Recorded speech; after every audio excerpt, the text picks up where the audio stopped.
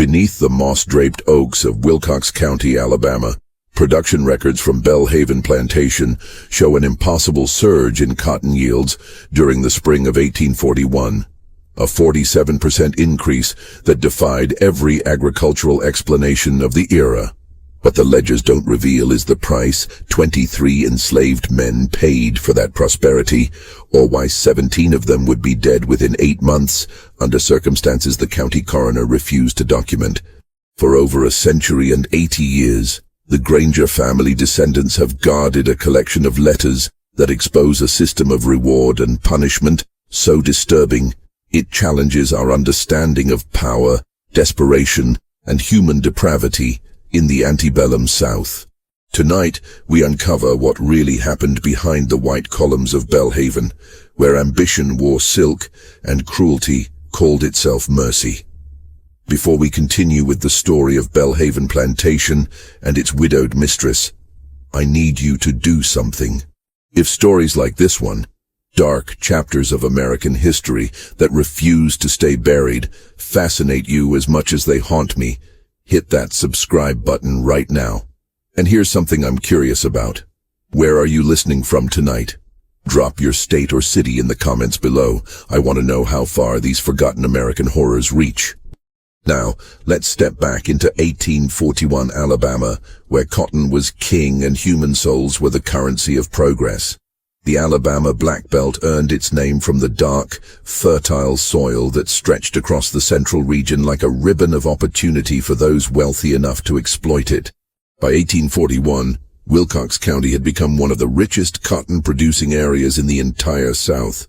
Its economy built entirely on the backs of enslaved labor and the ambitions of plantation aristocracy who viewed themselves as American royalty. Belhaven Plantation sprawled across nearly 2,000 acres of this prime land, positioned along a gentle bend of the Alabama River, where steamboats could dock to collect bales of cotton bound for Mobile and New Orleans. The main house rose 3 stories high, its Greek Revival architecture a monument to wealth accumulated through generations of brutal efficiency.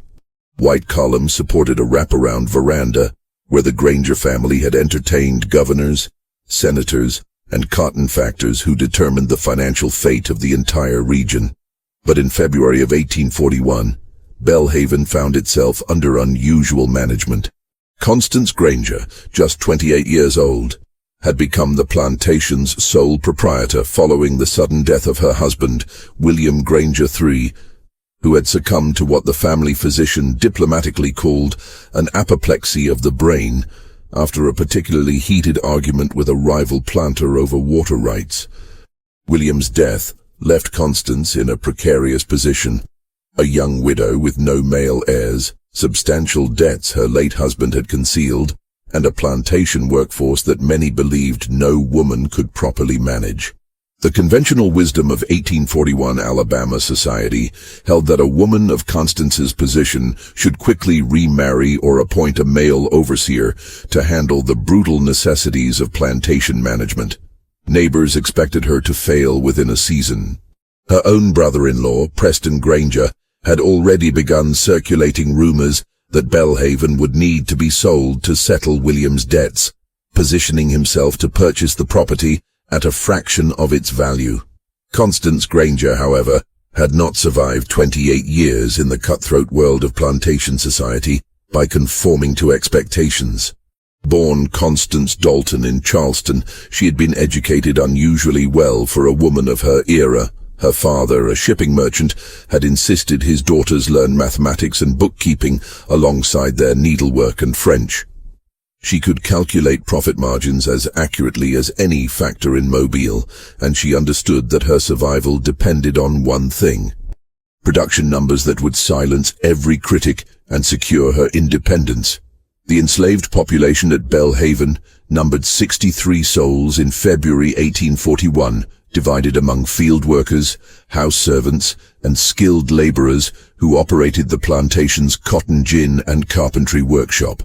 Unlike many plantations where brutal overseers maintained discipline through systematic violence, Belhaven had operated under William Granger's particular philosophy of measured incentive, a system where additional rations, Better clothing or small privileges were offered to those who exceeded quotas.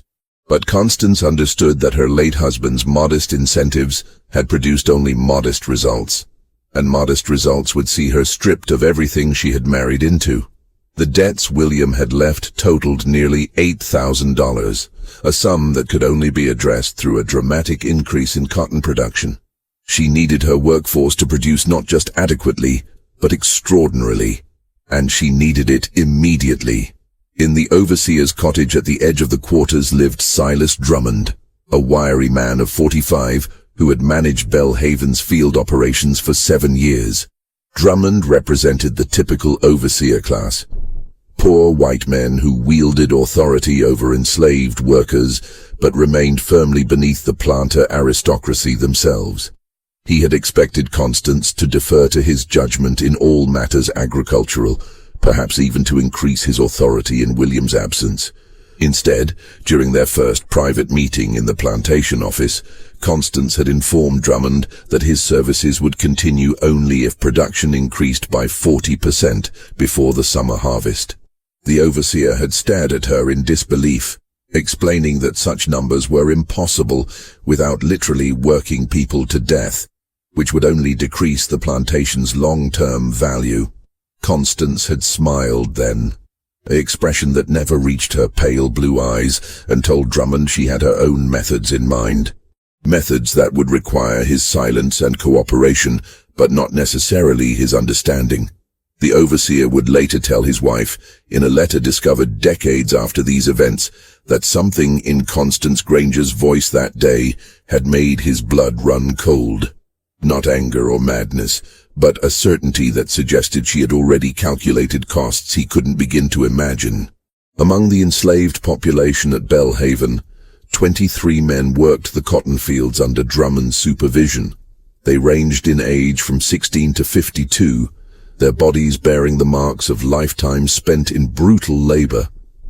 Like enslaved people throughout the South, they had developed their own social structures, hierarchies, and methods of survival within the nightmare of their existence.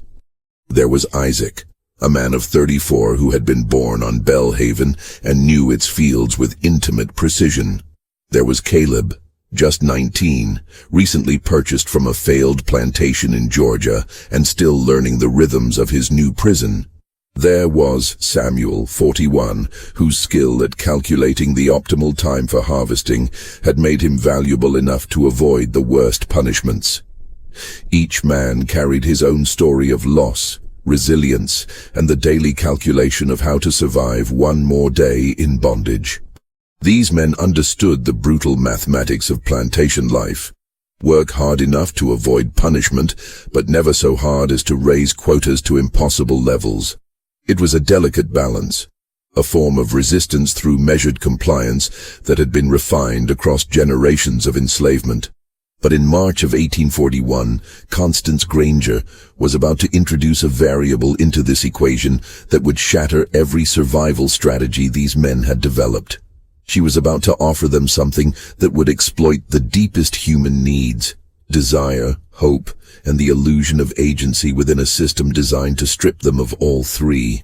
The spring of 1841 arrived early in Wilcox County, bringing warm winds that made the cotton plants flourish and creating optimal conditions for the growing season. In the big house, Constance began implementing her plan with methodical precision, starting with subtle changes that seemed almost benign to outside observers. She dismissed the elderly house servants who had attended the family for decades, replacing them with younger workers from the fields. She began taking her evening meals alone on the veranda, visible to anyone passing by the main house. She ordered new dresses from Mobile, not the mourning black that widowhood demanded, but deep burgundies and forest greens that suggested a woman already looking beyond grief. The neighboring planters' wives whispered their scandals over tea, but Constance ignored them. She was not performing for them. Every choice, every visible change was calculated for a different audience entirely, the men whose labor she needed to increase beyond all reasonable expectation. What happened next at Belhaven Plantation would become a whispered legend in Wilcox County, a story too disturbing to fully document, yet too persistent to completely forget. It was a system that would indeed produce impossible yields, but at a cost that would echo through generations and raise questions about the darkest capabilities of human nature when power faces desperation. The change began on a Saturday evening in late March, when the work week ended, and the enslaved population gathered in the quarters for their brief respite before Sunday's half-day of rest. Silas Drummond appeared with an unusual announcement, his voice carrying across the packed earth yard between the cabins. "Mistress Granger has instituted a new system of reward," he declared, his discomfort evident in how he refused to meet anyone's eyes. "Each week the man who picks the most cotton, exceeds his quota by the greatest margin, will receive a special privilege." The gathered people exchanged wary glances. They had heard promises of rewards before, extra rations that never materialized, privileges that vanished as quickly as they were granted. In the economy of enslavement, hope itself was often just another form of cruelty. But then Drummond continued, his voice dropping lower. "The man who produces the most will spend Saturday night in the main house, in Mistress Granger's quarters, at her invitation." The silence that followed was absolute. Even the children stopped their playing.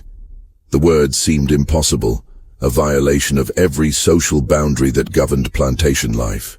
White women of the planter class existed in a carefully constructed mythology of purity and virtue, the very ideological foundation used to justify the entire system of racial slavery. The suggestion that a plantation mistress would willingly, publicly offer herself to enslaved men shattered fundamental assumptions. Yet Drummond was not finished. Production numbers will be posted each Saturday morning. The winner will be informed privately and expected at the main house after supper. This begins tonight. Isaac has picked 347 pounds this week, 23% above his quota. He is to present himself at the back entrance of the main house at 8 o'clock. Isaac, a solid man with graying temples and hands calloused from decades of cotton picking, stood frozen. Around him, others stepped back slightly, as if proximity to him had suddenly become dangerous. In the social calculus of enslavement, this distinction could mean many things, most of them perilous. "This is a trick," someone whispered. "They'll hang him for it." But as 8 o'clock approached, Isaac was escorted not to a whipping post or a noose, but to the rear entrance of the main house, where Constance Granger herself stood waiting. She wore a dress of deep green silk, her auburn hair loose around her shoulders in a style no respectable widow should display. A single lamp illuminated her face, and her expression held neither shame nor hesitation. "Isaac," she said simply, her voice carrying the same cool certainty it always held. "You've earned this reward. Come inside." What happened in those hours became a source of tortured speculation throughout the quarters. When Isaac emerged near dawn, walking back toward the cabins in the pre-morning darkness, men pressed him for details. But Isaac's face had transformed into something unreadable. Not quite shame, not quite pride, but a complicated mixture of emotions that defied simple categorization. He began, then stopped. It happened, exactly as promised. She treated me like I was a man who had earned something, like I had value beyond my labor. The words hung in the air, laden with implications that made everyone uncomfortable. In a system that reduced human beings to property, that denied enslaved men any claim to dignity or desire, Constance had offered something that felt almost like recognition. Not freedom, never that, but a twisted acknowledgement of humanity that was somehow more disturbing than outright brutality. And then, Caleb pressed, the young man's eyes wide with a mixture of fear and something else he didn't want to name. "And then she thanked me for my excellent work," Isaac said quietly. "She said she looked forward to rewarding excellent work again next week. And she asked if I thought the others would work harder, knowing what was possible. The trap revealed itself in that question. Constance was not simply offering a reward. She was creating a competition, a system that would turn these men against each other in pursuit of something that mixed the promise of intimacy with the illusion of worth. She was exploiting not just their labor, but their deepest psychological needs, their hunger for any scrap of humanity in a system designed to strip it away. The following week, production numbers soared. Men who had previously picked 250 pounds daily suddenly brought in 300, 320, pushing their bodies beyond previous limits. The competition was not discussed openly, but everyone felt it. Caleb, young and strong, drove himself to exhaustion, his fingers bleeding from the sharp cotton bowls as he raced to fill his sack faster than anyone else. Samuel, the older man whose experience had always made him efficient rather than fast, found himself working through the brutal midday heat that he had learned to avoid. Even men who claimed to want no part of this degrading system found themselves unconsciously speeding up, driven by the visible effort of those around them. Saturday morning's posting showed Caleb as the week's highest producer, 362 pounds. A number that should have been impossible for someone of his relative inexperience. That evening, he too made the walk to the main house, returning before dawn with the same complicated expression that Isaac had worn. By the third week, the transformation of Belhaven's productivity had become undeniable. Drummond's daily tallies showed numbers that violated every agricultural expectation. Men were working 12, 14 hours in the fields, pushing through exhaustion and injury for a chance at Saturday night. But something else was happening too, something that Constance had perhaps anticipated, or perhaps discovered with cold satisfaction. The social bonds that had sustained the enslaved community, the mutual support, the shared strategies of survival, the collective resistance through measured effort, began to fracture. Men who had worked side by side for years now regarded each other as competitors. Small sabotages appeared, a torn picking sack, a misplaced water gourd that cost precious minutes. Arguments erupted over real or imagined attempts to inflate numbers or slow down rivals. The overseers, who had once struggled to maintain discipline through violence, now watched as the enslaved population disciplined itself in pursuit of Constance's reward. In the main house, Constance maintained meticulous records not just of cotton production, but of her Saturday night visitors. In a leather-bound journal that would later be discovered hidden in a false bottom of her writing desk, she documented each encounter with clinical precision, not the intimate details, but the psychological observations. Isaac, grateful, almost worshipful, useful, will work himself to death for repeated access. Caleb, hungry for validation, responds well to praise. Potential for greatest productivity increase.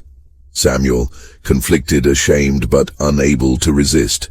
This internal struggle makes him more valuable. He will push harder to justify his participation.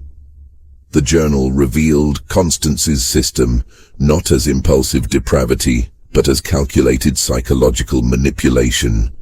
She had identified that enslaved men, stripped of all other forms of agency and dignity, could be controlled through the offer of intimacy that carried the illusion of choice and the veneer of human connection.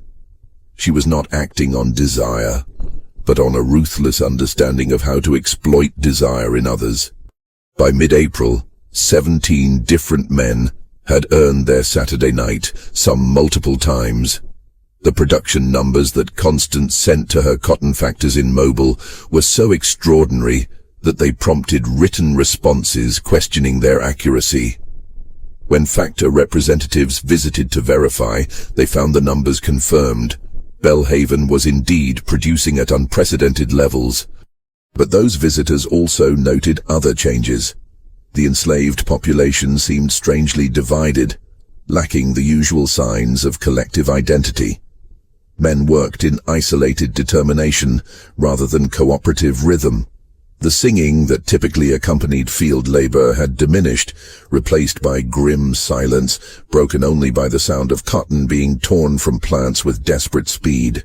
One visitor, A factor named Robert Hendricks from Mobile mentioned in a letter to his wife that the atmosphere at Belhaven felt unwholesome, as if some fever had gripped the workers, driving them toward productivity but draining something essential from their spirit. Hendricks could not have known how accurate his assessment was, nor could he have imagined the true source of that fever. Because by late April the first death occurred, a man named Joseph, 36 years old, who collapsed in the field during the hottest part of the day. The plantation physician Dr. Ephraim Caldwell attributed death to heart failure brought on by exertion in excessive heat, but Joseph's death was notable for another reason. He had been the previous Saturday's winner, had spent his reward night with Constance just 4 days before his collapse, and he had been heard telling others that he would win again, that he would do whatever necessary to earn another night in the main house, where he was treated like something more than property. The whispers began in the quarters the night after Joseph's burial in the Plantation cemetery, a segregated corner of the grounds where enslaved people were interred with wooden markers that rarely bore even their names. The women, who had watched this system unfold with increasing alarm, gathered to speak truths the men could not yet acknowledge. "She's killing them," said Ruth, a woman of 50 who served in the main house and had seen more than she wished. Not with whip or noose, but with wanting, making them kill themselves for a chance to feel human. "My Thomas came back different," another woman added, her voice breaking. "After his night. He won't speak of it, but he works now like a man possessed. Yesterday his hands bled through the bandages and still he wouldn't stop.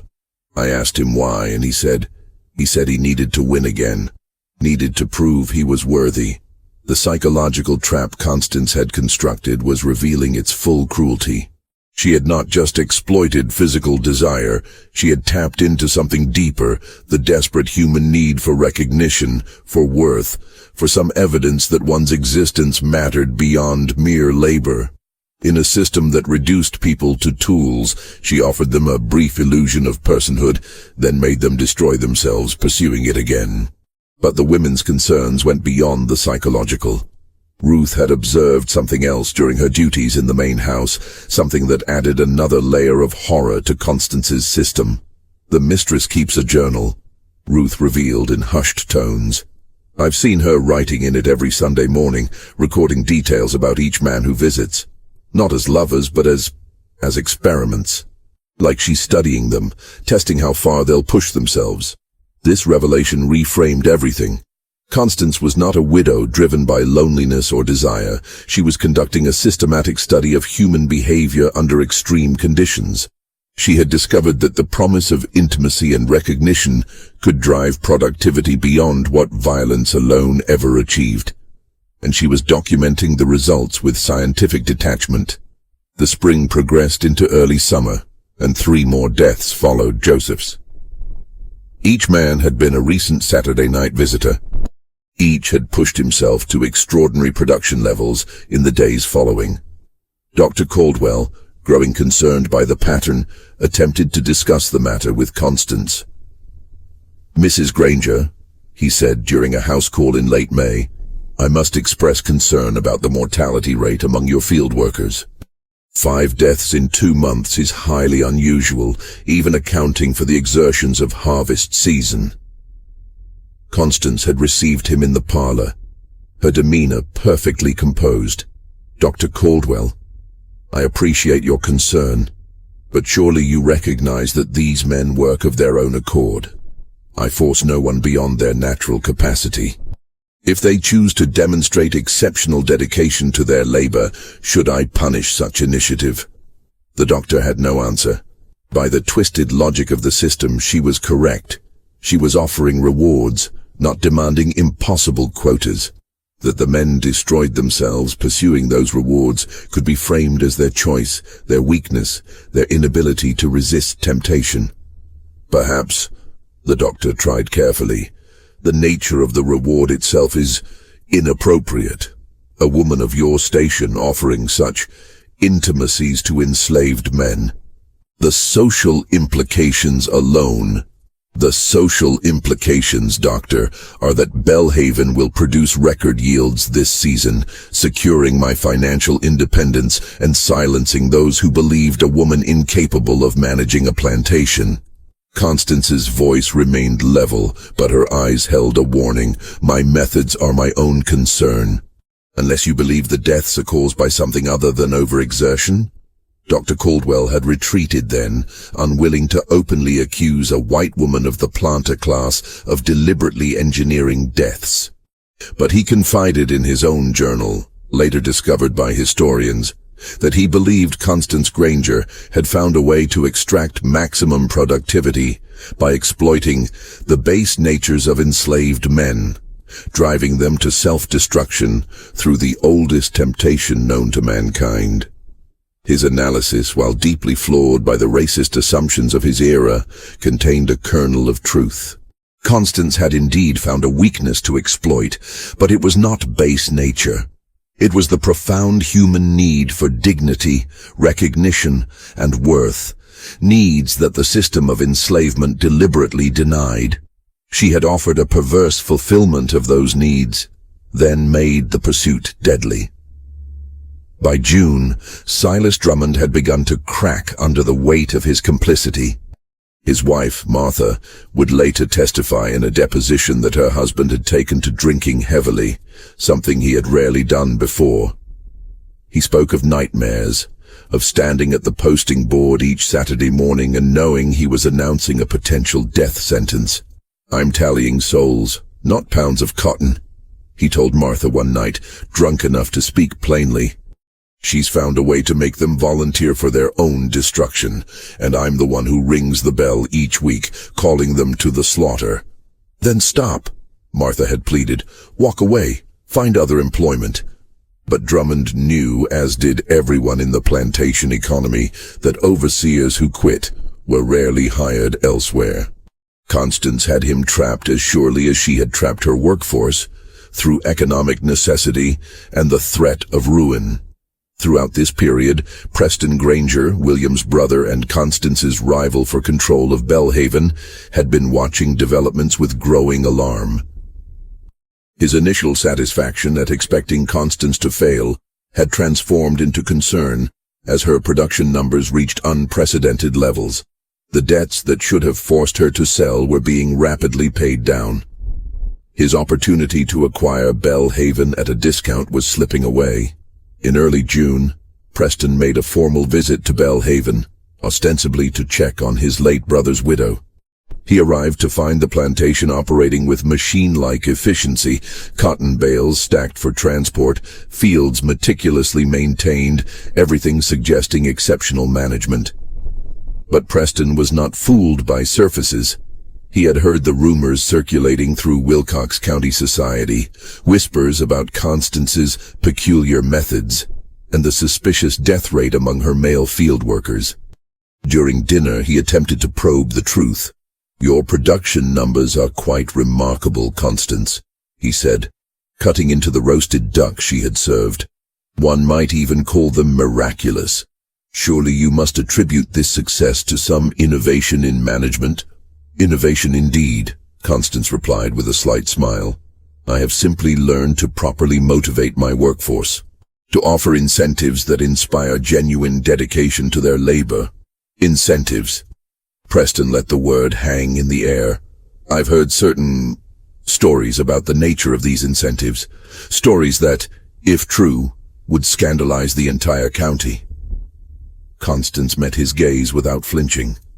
"Stories told by whom, Preston? By envious competitors? By those who resent seeing a woman succeed where they predicted failure? I offer rewards for exceptional work, additional rations, better clothing, small privileges.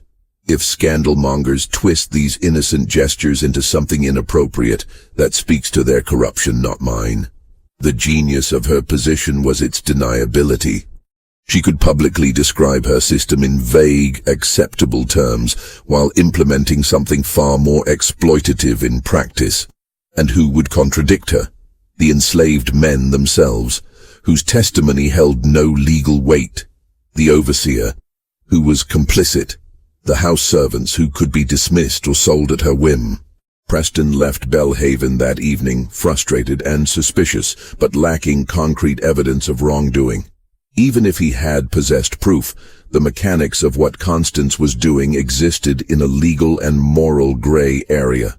She was offering rewards, not inflicting punishments. That the rewards themselves became a form of torture was a subtlety that the law was not equipped to address. But Preston Granger was not finished. He began quietly investigating, speaking to factors, doctors, neighboring overseers, anyone who might provide insight into Constance's methods.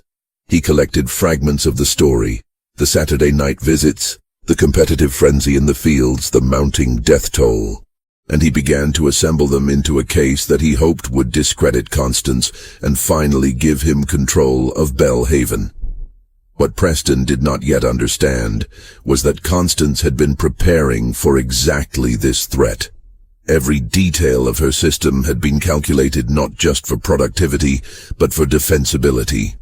And she had already taken steps to ensure that any investigation would reveal only what she wanted revealed. Nothing more. The truth about Belhaven would not emerge through Preston's efforts, or through legal proceedings, or through any conventional exposure. It would come through a source no one anticipated, from within the system itself, from one of the men who had been both victim and participant in Constance's experiment. Isaac had won the Saturday reward 7 times by mid-June, more than any other man. His cotton production had become legendary throughout the plantation, numbers that seemed to defy physical possibility. But the cost was written across his body in weight loss, in the tremor that had developed in his hands, in the way his eyes had taken on a fevered quality that never quite faded. The other enslaved people watched Isaac with a mixture of awe and horror.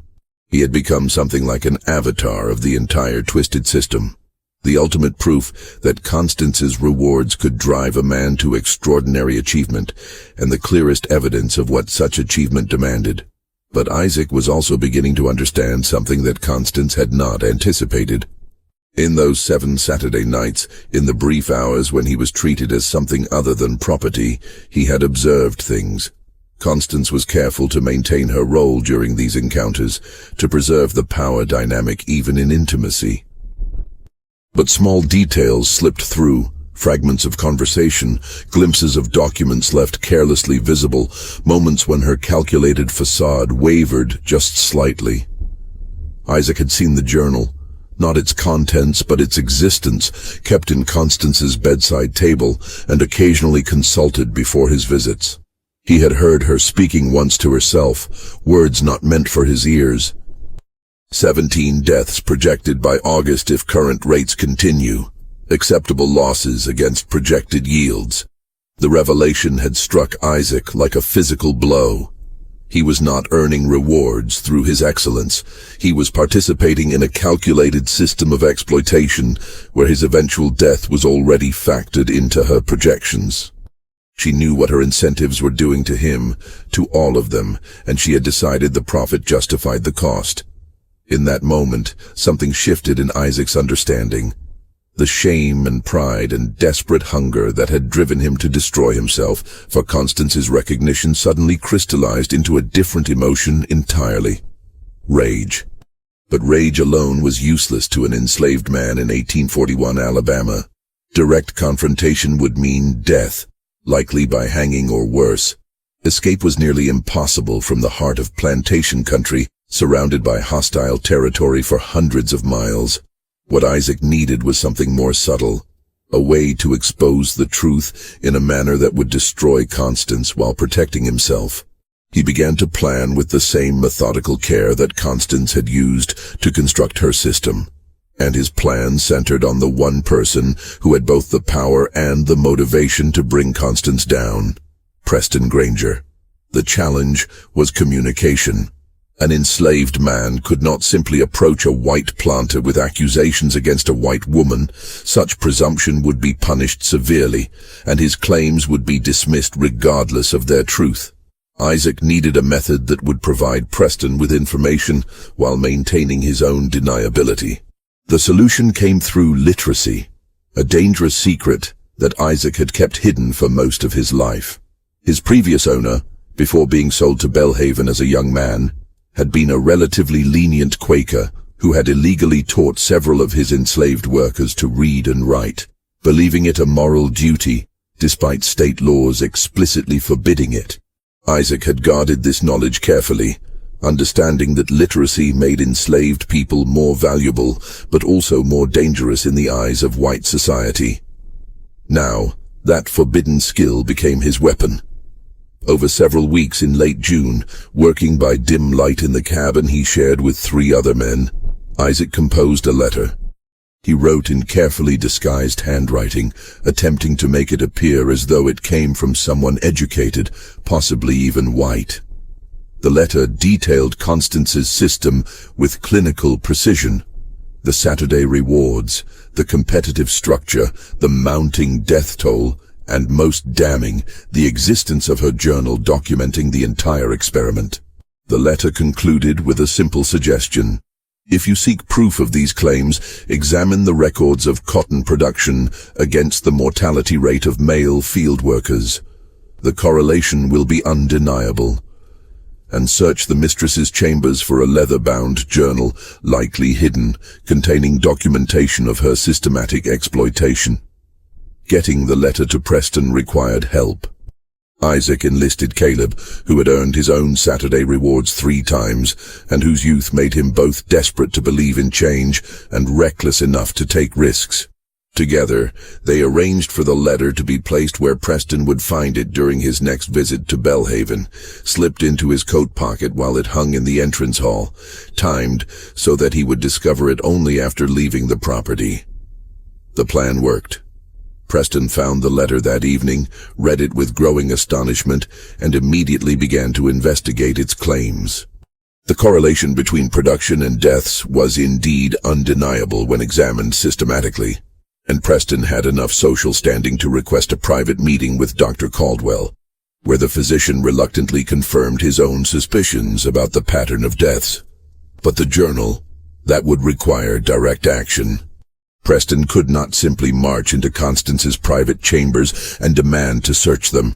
He needed legal authority, which meant involving the county sheriff and potentially creating a public scandal that might damage the Granger family name as much as it damaged Constance. Preston spent sleepless nights weighing his options. The evidence was compelling, but also deeply disturbing. If the letter's claims were true, Constance had found a way to weaponize intimacy itself, to use the promise of human connection as a tool of exploitation more effective than any whip. The implications were staggering, not just for Constance's crimes, but for what they revealed about the machinery of slavery itself. While Preston deliberated, events at Belhaven were accelerating toward crisis. The Saturday competitions had grown increasingly frenzied as men fought for rewards with greater desperation. Minor injuries that workers would normally rest had become irrelevant. Men picked cotton with broken fingers, with fevers, with wounds that should have kept them in their cabins. On the first Saturday of July, something unprecedented happened. 2 men tied for the highest production, Isaac and a younger man named Daniel, who had recently become obsessed with earning the Saturday reward. According to the strict metrics of Constance's system, both had earned the privilege. Drummond, facing an impossible situation, brought the matter to Constance. Her solution was characteristically ruthless. Both men would be rewarded, but in sequence, with Isaac on Saturday night and Daniel on Sunday. The implication was clear. Sunday's reward was somehow less valuable, a second-place prize that carried its own shame.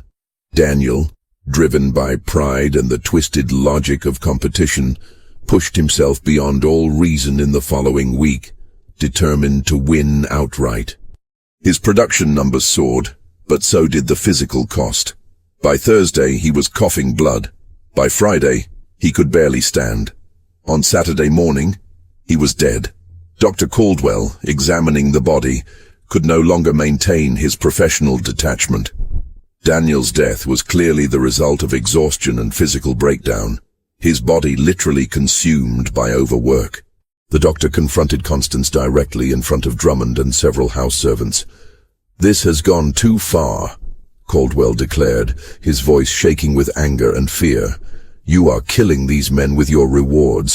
Whatever you're offering them, it's not worth their lives." Constance's response was chilling in its composure. "Dr. Caldwell, are you suggesting that I am forcing anyone to work beyond their capacity? Each man chooses his level of effort. I merely acknowledge excellence when I see it. If some cannot control their own ambitions, how is that my responsibility?" "You know exactly what you're doing," Caldwell shot back. "You've created a system that exploits their desperate need for humanity, for recognition. You're using their hunger for dignity against them. And whose fault is it?" Constance replied coldly. "That they hunger for such things. I did not create the system that denies them dignity. I simply operate within it, as we all do. You treat their bodies when they're broken. Drummond manages their labor. I own them. We all participate in this machinery, Doctor. Do not pretend that I alone am responsible for its cruelties." The argument contained a terrible logic. Constance was right that she operated within a system already designed to dehumanize and exploit. Her innovation was not the exploitation itself, but the method. Discovering that the promise of humanity could be more destructive than its outright denial. Ruth, who had witnessed this confrontation from the doorway, carried the story back to the quarters. The enslaved community now faced a horrible truth. Constance knew exactly what her system was doing. The deaths were not accidents or unintended consequences. They were calculated costs, acceptable losses in pursuit of unprecedented productivity. That realization broke something fundamental in the social structure of Belhaven's enslaved population. Men who had been competing for Saturday rewards began to openly question their participation. Arguments erupted between those who wanted to resist the system and those too deeply invested in it to walk away. Some had tied their entire sense of worth to their Saturday victories, and the suggestion that they abandon the competition felt like admitting that their sacrifices had been meaningless. Isaac watched this fracturing with anguish. His plan to expose Constance through Preston had not yet borne fruit, and meanwhile, the community was tearing itself apart. He realized that he needed to accelerate matters, to force Preston's hand before more deaths occurred. The opportunity came in mid-July, when Preston visited Belhaven again, ostensibly for a routine family visit, but actually to observe the plantation's operations more closely. Isaac managed to position himself working near the main house during Preston's arrival, close enough to make eye contact, to let the white man see the desperation and intelligence in his gaze. A calculated risk that could be dismissed as mere deference if noticed by others, but might register as significant to someone already primed by the anonymous letter to look for signs of the truth. Preston did notice, and that brief exchange of looks confirmed for him that the letter had come from within Belhaven itself, from someone with intimate knowledge of Constance's system. The realization added urgency to his investigation. Someone was risking everything to expose the truth, and Preston could not let that courage go to waste. That evening, Preston made his decision. He would involve County Sheriff James Holbrook, a man known for rigid adherence to law and a deep discomfort with anything that threatened the social order. Preston framed his request carefully, not as an accusation of impropriety, which might make Holbrook defensive of white womanhood, but as a concern about potential financial fraud. "I have reason to believe," Preston told the sheriff, "that my sister-in-law may be falsifying production records to inflate the apparent value of Belhaven. I request your presence as a witness while I examine the plantation's documentation to ensure the legitimacy of my late brother's estate." It was a masterful reframing. Financial fraud was a crime that threatened the entire plantation economy, something that demanded investigation regardless of who was accused. And Preston's status as family gave him legal standing to examine estate records. Sheriff Holbrook agreed to accompany Preston to Belhaven the following day. What neither man yet realized was that Constance had been anticipating exactly this move, had been preparing for it since the moment she first noticed signs of Preston's investigation, and her countermeasures were already in place.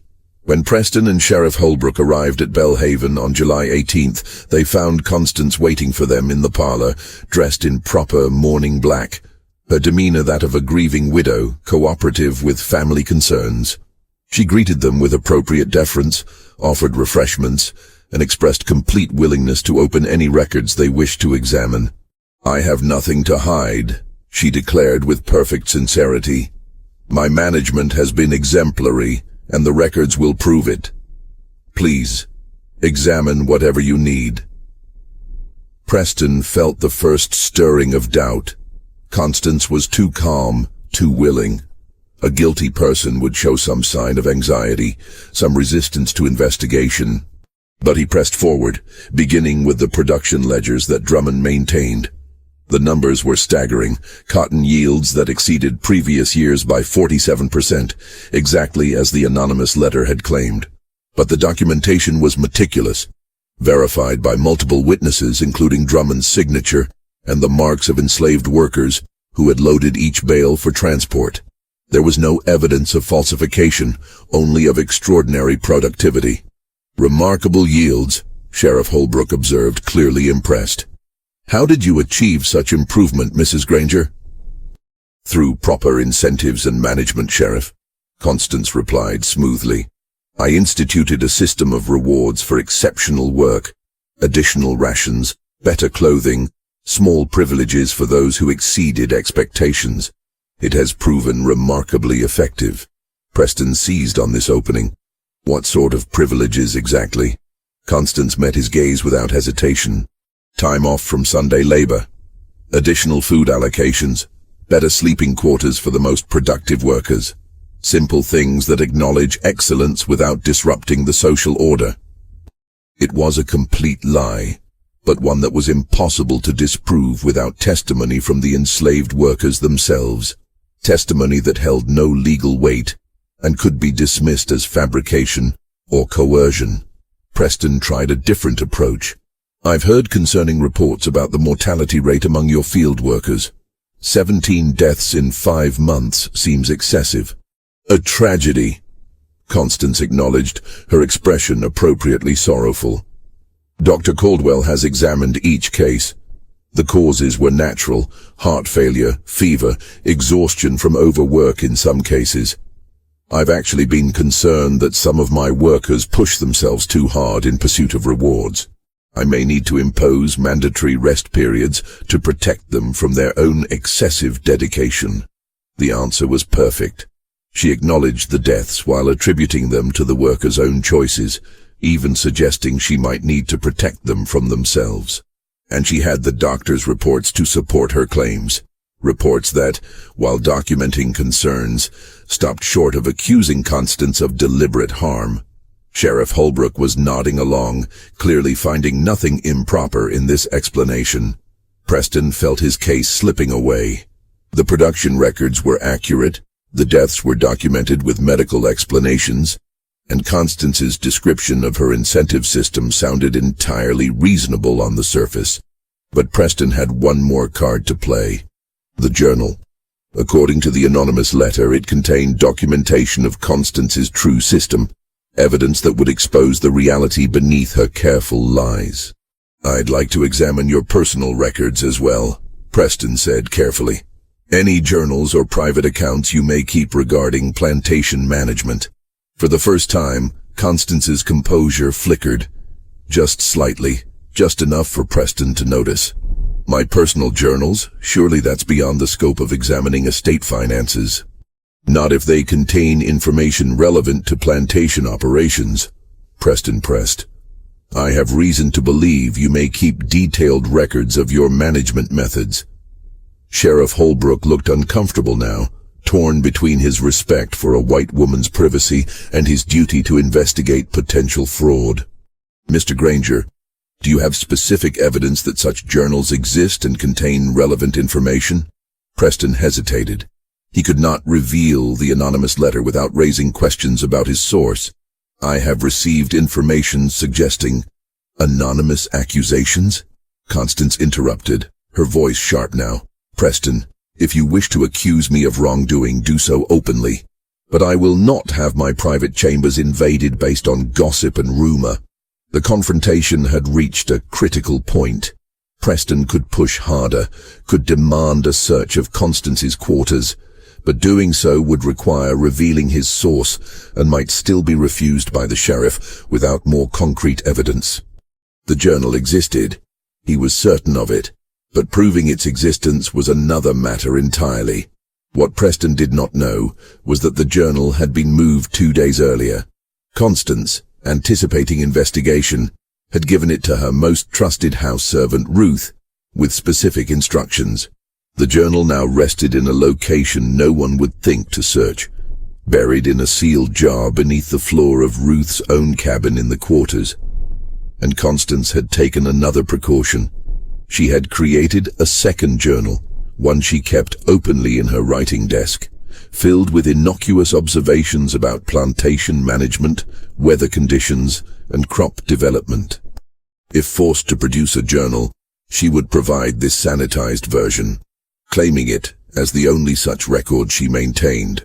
Preston, sensing defeat but unwilling to surrender entirely, made one final attempt. Then, let me speak with your overseer and workers privately. Let me hear from them directly about these incentive programs and working conditions. Of course, Constance agreed immediately. Though I suspect you'll find their testimony supports exactly what I've told you, my methods have been transparent and effective. The interviews began that afternoon. Drummond, questioned by Preston in the overseer's cottage, confirmed the existence of reward systems, but described them in the same vague terms Constance had used. Yes, workers received privileges for exceptional production. No, nothing improper had occurred. The deaths were tragic, but attributable to natural causes and overexertion.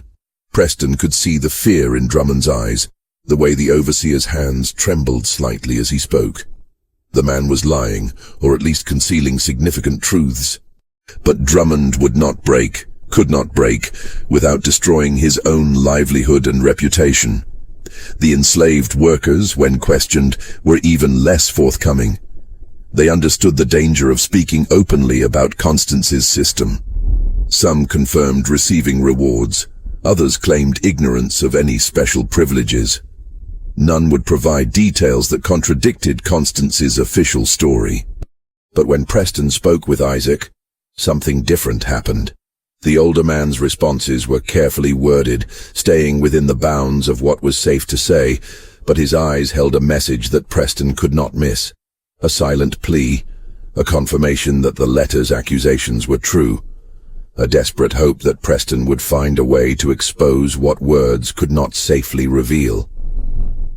The rewards Mrs. Granger offers, Isaac said slowly, choosing each word with precision. They make a man willing to work himself to death, because sometimes what she gives feels more important than life itself. Even when you know the cost, you can't stop wanting it. The statement was ambiguous enough to avoid punishment, but clear enough to confirm Preston's suspicions. Constance was indeed offering something more than extra rations or better quarters. She was exploiting something deeper, something that made rational men choose self-destruction. Sheriff Holbrook, however, interpreted Isaac's words differently. Sounds like these workers are simply dedicated to their labor. Nothing sinister in that, Mr. Granger. Seems to me your sister-in-law has found an effective management approach, even if it has some unfortunate side effects. Preston left Belhaven that evening frustrated and angry. He had been certain he would find evidence to expose Constance, but she had anticipated every move, had created layers of protection around the truth. The journal remained hidden, the workers remained silent, and even Drummond's obvious fear could not be proven as evidence of wrongdoing. But Preston was not finished. If he could not prove Constance's crimes through investigation, he would have to force them into the open through other means. And he had one remaining strategy, one that would require patience and careful timing, but might finally bring the truth to light. Meanwhile, at Belhaven, Constance celebrated her victory privately. She had successfully defended her system against investigation, had maintained the facade of respectability while preserving the reality of her methods. The Saturday rewards would continue, the productivity would remain extraordinary, and her financial independence would be secured. But Constance had made one critical miscalculation. In her focus on defending against Preston's investigation, she had failed to notice the growing desperation among the enslaved men themselves. The competitions had become increasingly frenzied, the pursuit of rewards more consuming, and some men, driven beyond reason, were beginning to consider actions that would have been unthinkable months earlier. The system that Constance had created with such calculated precision was approaching a breaking point, not because of external investigation, but because of internal collapse. Because human beings, even when exploited and controlled, eventually reach limits that no incentive can overcome. The breaking point came on Saturday, August 7th, during what should have been a routine posting of the week's production numbers. Isaac had won again. His 8th victory, a number that had come to represent both his extraordinary productivity and his slow destruction. But this time, when Drummond announced the results, something unexpected happened. Caleb, the young man who had been Isaac's closest competitor, who had won 3 times himself and had been pushing his body to its absolute limits, trying to surpass the older man, stepped forward with a challenge. "The numbers are wrong," Caleb declared, his voice carrying across the assembled crowd. "I picked more than Isaac this week. I know I did. I counted every pound." Drummond's face went pale. "The scales don't lie, Caleb. Isaac brought in 412 pounds. You had 397. Then the scales are rigged," Caleb shot back, his voice rising with desperation and rage. "Or someone's changing the numbers. Because I will not lose to him again, I cannot." The moment balanced on a knife's edge. Direct challenges to white authority, even an overseer's authority, typically resulted in severe punishment. But Caleb had been pushed beyond the instinct for self-preservation, beyond the careful calculations that normally governed enslaved people's resistance. The system had broken something essential in him, had driven him to a point where the reward mattered more than safety, more than survival itself. Isaac, recognizing the danger, tried to defuse the situation. "Brother, the numbers are what they are. There's no dishonesty here. You worked hard, but do not call me brother," Caleb snarled, turning on Isaac with sudden fury. "You're not my brother. You're my rival.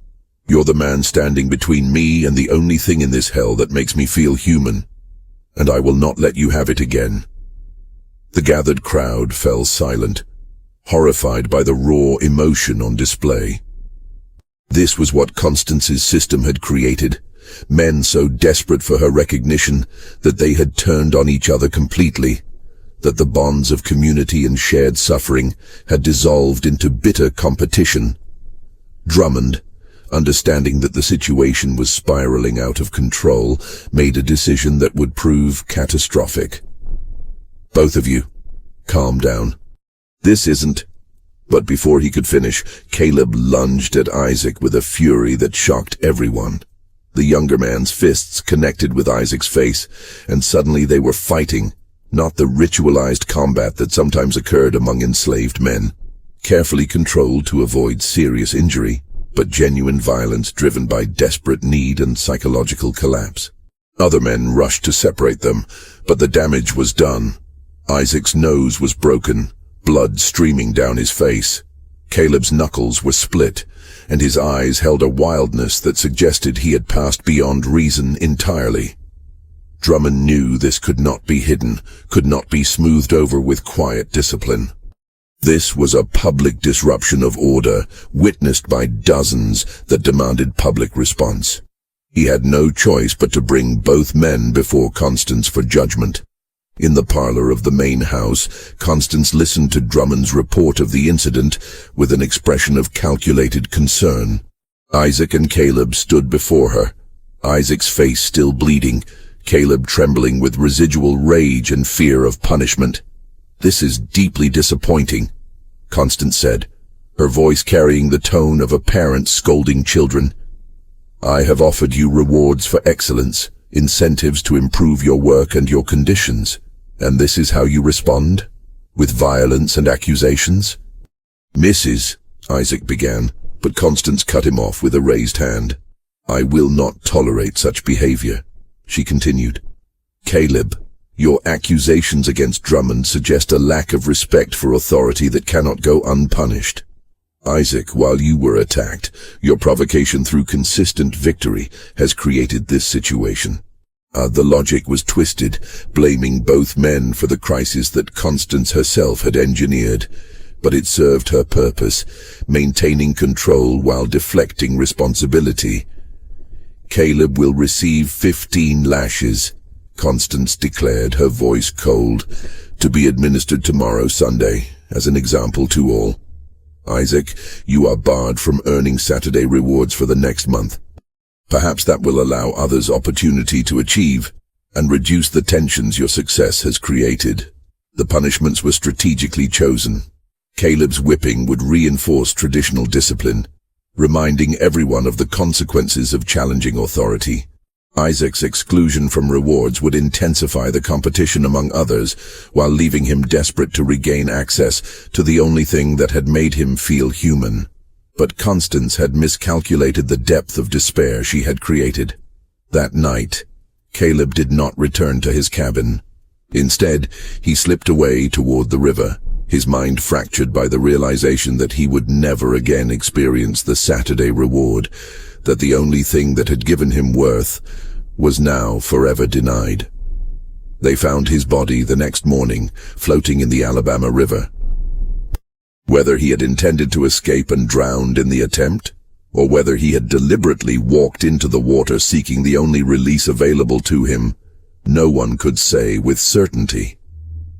But his death brought the total mortality among Belhaven's male field workers to 18 in 6 months, a number that could no longer be explained away as coincidence or natural causes. Dr. Caldwell, examining Caleb's body, had reached his breaking point. He wrote an immediate letter to the county medical board, detailing his concerns about the pattern of deaths at Belhaven, and explicitly stating his belief that Mrs. Granger's management methods, whatever their exact nature, were contributing to an extraordinary mortality rate. The letter reached the medical board within days, and suddenly Preston Granger's earlier investigation took on new urgency. A doctor's formal complaint could not be dismissed as family rivalry or anonymous accusation. It demanded official response. On August 15th, a delegation arrived at Belhaven, Sheriff Holbrook, accompanied by 2 members of the county medical board, and despite Constance's objections, Preston Granger as representing the family's interests. This time, they came with legal authority to conduct a thorough investigation, including examination of any private records relevant to plantation management and worker welfare. Constance knew immediately that her carefully constructed defenses would not withstand this level of scrutiny. The sanitized journal in her writing desk might fool a cursory examination, but sustained investigation by multiple parties would expose its inadequacies. Questions would be asked that she could not answer without revealing the truth. She made a decision then, one that demonstrated the ruthless calculation that had characterized all her actions. If the system was going to be exposed, she would control the narrative of its exposure. She would admit to enough truth to seem cooperative, while framing her actions in the most defensible possible light. "Gentlemen," she said, gathering the delegation in her parlor, "I believe I understand the concerns that have brought you here, and perhaps it is time I spoke more openly about my management methods which have been effective but clearly misunderstood." She proceeded to describe a version of her Saturday reward system, acknowledging that she had offered personal attention to the most productive workers, framing it as a lonely widow's attempt to maintain morale through compassionate recognition. She admitted that some men had perhaps taken this attention too seriously, had worked themselves too hard in pursuit of her approval, but insisted this was never her intention. "I sought only to acknowledge their humanity," she explained with perfectly calibrated emotion, "to show them that excellent work would be rewarded with kind treatment, with recognition as individuals rather than mere laborers. If my methods were unconventional, it was because I believed kindness might achieve what brutality never could." It was a masterful performance, painting herself as compassionate but naive, well-intentioned but ultimately unsuccessful in her experiment with humanitarian management. She made no mention of the journal documenting her calculations, of the projected mortality rates she had deemed acceptable, of the systematic psychological exploitation. The delegation listened with varying reactions. Some seemed moved by her apparent remorse, others remained skeptical. But without access to the hidden journal, without testimony from enslaved workers that would carry legal weight, they could not prove deliberate malice. Preston, however, was not satisfied. "Where is the journal?" he demanded. "The one where you documented these methods in detail?" Constance looked at him with wide eyes, a picture of confusion. "I have my Plantation management journal," she said, gesturing to the sanitized volume on her desk. "It contains records of crop rotations, weather observations, production notes. Nothing more." "That's not the journal I mean," Preston pressed. "I know you kept detailed records of your reward system, of your observations about individual workers." "I kept mental notes, certainly," Constance replied smoothly. "Any good manager observes her workers. But I have no secret journal, Preston. I think your imagination has gotten the better of you." The search of Constance's chambers turned up nothing. The sanitized journal was examined and found to contain exactly what she had described. Routine plantation management notes. No evidence existed of the systematic documentation that Isaac's letter had described. But Preston had one final move. He requested permission to interview enslaved workers again, this time with the medical board present, under circumstances that might encourage more honest testimony. The delegation agreed, and that afternoon they gathered in the plantation office to question workers individually. Most repeated the same vague acknowledgments as before. Yes, there were rewards for good work. Yes, some men had pushed themselves too hard. No, nothing improper had occurred. The fear of speaking openly remained overwhelming, the risk too great. But then they called Ruth, the house servant who had witnessed so much from her position in the main house.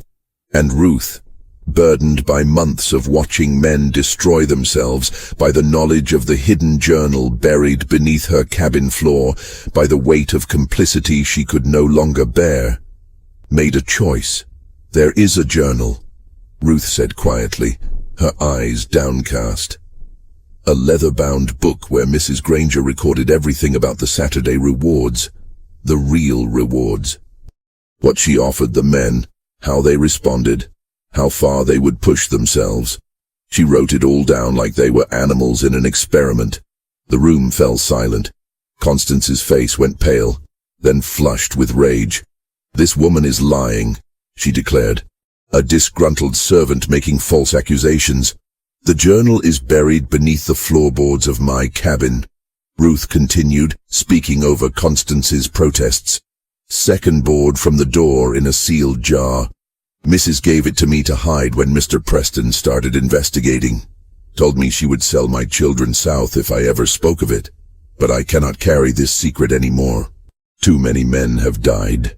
The delegation immediately dispatched Sheriff Holbrook to retrieve the journal from Ruth's cabin. The wait seemed endless, Constance sitting rigid and silent, Preston barely containing his vindication, Ruth trembling with the knowledge that she had likely sealed her own fate regardless of the outcome. When Holbrook returned with the leather-bound journal, sealed in a jar exactly as Ruth had described, the truth could no longer be denied. The medical board members read aloud entries that documented Constance's systematic exploitation in her own words, the calculated offers of intimacy, the observations about which men responded most strongly, The projections of mortality rates deemed acceptable costs of increased production. Isaac, grateful, almost worshipful, useful, will work himself to death for repeated access. Caleb, hungry for validation, responds well to praise, potential for greatest productivity increase. Projected 17 deaths by August if current rates continue. Acceptable losses against projected yields of 47% increase. The words hung in the air, undeniable evidence of deliberate exploitation, of human beings treated as experimental subjects in a study of how much suffering could be extracted through the promise of humanity. Preston felt sick as he listened, even though he had anticipated something like this. The reality, documented in Constance's precise handwriting, was worse than he had imagined. She had not been driven by loneliness or desire, or even simple cruelty. She had been conducting an experiment in the mechanics of exploitation, discovering that the hunger for recognition could be deadlier than any physical punishment. The aftermath of the journal's discovery moved with the slow machinery of 1841 Alabama justice, complicated by the unprecedented nature of Constance's crimes. She had violated no written law. There were no statutes against offering rewards to enslaved workers, no legal prohibition against intimacy with people one owned as property. The very framework of slavery created a legal void around such actions, as enslaved people were simultaneously recognized as property and as persons under criminal law, depending on which interpretation served the interests of white society. The County Medical Board issued a formal condemnation of Constance's methods, declaring them contrary to proper management practices and Christian morality. But condemnation was not prosecution. The question of what actual charges could be brought against her paralyzed legal authorities for weeks. Preston, frustrated by legal inaction, pursued a different remedy. He initiated civil proceedings to have Constance declared unfit to manage the estate, citing her documented disregard for the financial value of enslaved property. The 18 deaths represented a significant loss of capital, after all. In the twisted economics of slavery, this argument carried weight that moral considerations never could. The civil case proceeded through late August and into September. Constance, advised by lawyers from Mobile, mounted a defense that acknowledged her methods were unconventional, but insisted they had achieved their primary purpose, unprecedented productivity that had saved Belhaven from financial ruin. Her attorneys argued that the mortality rate, while regrettable, was not significantly higher than what occurred on other plantations when adjusted for the intensity of labor required during peak harvest season. The argument was coldly calculated, and horrifyingly, it had some legal merit. Plantation owners were generally given wide latitude in management decisions, and productivity was indeed the ultimate measure of success in the agricultural economy. That Constance had achieved this productivity through psychological exploitation rather than physical brutality made her methods unusual, but not necessarily illegal. But public opinion, particularly among the planter class, had turned decisively against Constance. Not because they were horrified by the exploitation itself, the entire system of slavery was built on exploitation, but because she had violated fundamental social boundaries. A white woman of the planter class engaging in deliberate intimacy with enslaved men threatened the entire ideological structure that justified slavery and white supremacy. The whispered conversations at church socials and dinner parties condemned Constance not for cruelty, but for impropriety, for degrading herself, and by extension all white womanhood. This social pressure ultimately accomplished what legal proceedings could not. In late September, facing complete ostracism from Alabama society, and the likelihood that her reputation would make future business dealings impossible, Constance agreed to a settlement. She would relinquish management of Belhaven to Preston Granger, accepting a modest financial settlement in exchange for leaving Alabama permanently. The plantation would be sold, the proceeds used to settle remaining debts and compensate Preston for assuming management responsibilities. Constance would depart for New Orleans, where her history was unknown, and never return to Wilcox County. The enslaved population of Belhaven faced their own uncertain future. In October, as part of the plantation's liquidation, most were sold to other properties throughout the Black Belt region. Families were separated, communities dispersed. The brief, horrifying experiment at Belhaven dissolved into the broader machinery of slavery. Isaac was among those sold, purchased by a planter in neighboring Dallas County who had heard of his extraordinary productivity, but nothing of the methods that had driven it. In his new situation, Isaac worked adequately but never exceptionally. The fire that had pushed him to impossible achievements extinguished, along with the twisted rewards that had fueled it. Ruth, whose testimony had exposed the truth, faced the retaliation Constance had threatened. Before departing Alabama, Constance ensured that Ruth's children were sold to a trader heading for the Deep South, separating them from their mother as punishment for betrayal. Ruth lived another 32 years in slavery, never seeing her children again. The price she paid for speaking truth to power. Silas Drummond, the overseer who had administered Constance's system, found himself unemployable throughout the region. No planter would hire a man associated with such scandal, regardless of his actual culpability. He eventually left Alabama, drifting west toward Texas territory, disappearing from historical record. Dr. Ephraim Caldwell, whose complaints to the medical board had triggered the final investigation, maintained his practice in Wilcox County, but never spoke publicly about the Belhaven case again. His private journals, discovered after his death in 1867, revealed that he considered the entire affair evidence of slavery's corrupting influence on human morality, that a system built on treating people as property inevitably created opportunities for exploitation limited only by individual imagination and conscience. Constance Granger herself vanished into New Orleans society under a different name. Unconfirmed reports from the 1850s suggested she had remarried to a wealthy merchant who knew nothing of her past and lived comfortably until her death from yellow fever in 1853. Whether she felt remorse for the 18 men who died pursuing her calculated rewards, history does not record. Preston Granger assumed control of Belhaven's remains, selling the property in parcels and settling the debts that had driven Constance to her desperate experiments. He profited modestly from the liquidation, but never spoke of his sister-in-law except to warn other planters against innovative management techniques that violate the natural order of society.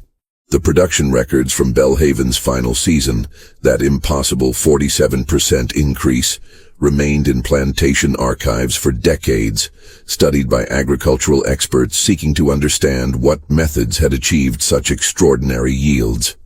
But the true explanation, the psychological exploitation that had driven those numbers, was deliberately obscured in official accounts. The story became a whispered legend, a cautionary tale shared privately among planter families about the dangers of allowing women to manage plantations without proper male supervision. The leather-bound journal, the most damning evidence of Constance's systematic exploitation, disappeared from official custody sometime in the 1850s. Some historians believe it was deliberately destroyed by family members seeking to protect the Granger name. Others suggest it may still exist, hidden in some private collection or forgotten archive, waiting to be rediscovered. What we know with certainty comes from fragments, court documents, personal letters, Dr. Caldwell's private journals, and the testimony preserved in medical board records. These pieces paint a picture of an experiment in human exploitation that revealed uncomfortable truths about the machinery of slavery itself. Constance Granger had discovered that human beings could be more effectively controlled through the promise of recognition and dignity than through traditional brutality.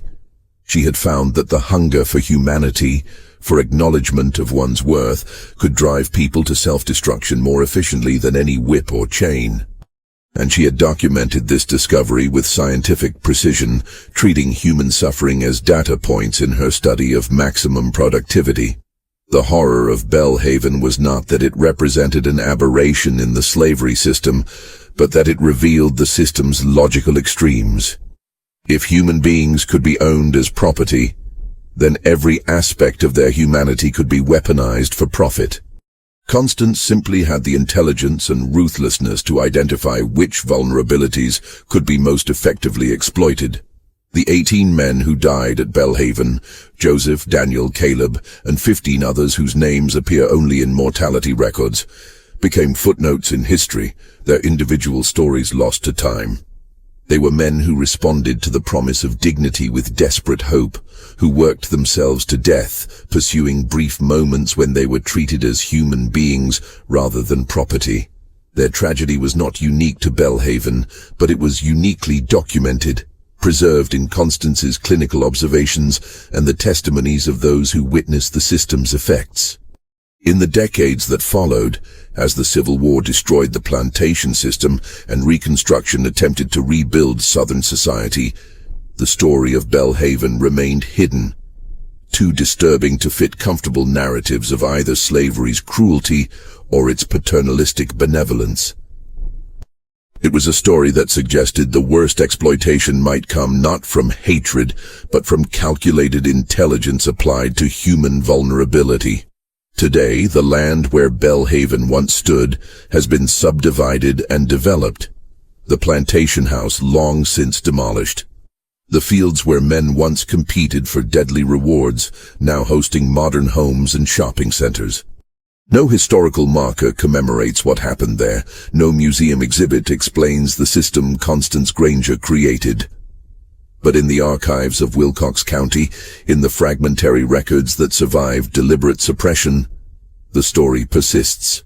It remains as evidence of what human beings are capable of when power meets desperation, when intelligence serves cruelty, when the promise of humanity becomes a tool for exploitation. The question that haunted Dr. Caldwell's later writings continues to resonate. Was Constance Granger uniquely evil, or was she simply more honest about the mechanisms of slavery than her contemporaries? Did she create something new, or did she merely expose what had always been present in a system built on treating human beings as property? History offers no comfortable answers, only the disturbing record of what occurred when one woman, facing financial ruin and social extinction, discovered that the human need for recognition could be deadlier than any physical punishment ever devised. What do you think of this story? Do you believe everything was revealed, or are there darker secrets still buried in the Alabama soil? Leave your comment below and share your thoughts. If you want more historical mysteries that challenge our understanding of the past, subscribe to this channel, hit the notification bell, and share this video with someone who appreciates the dark complexities of American history. These stories need to be told, need to be remembered, because only by confronting the full truth of our past can we understand the present. See you in the next video, where we'll uncover another chapter of history that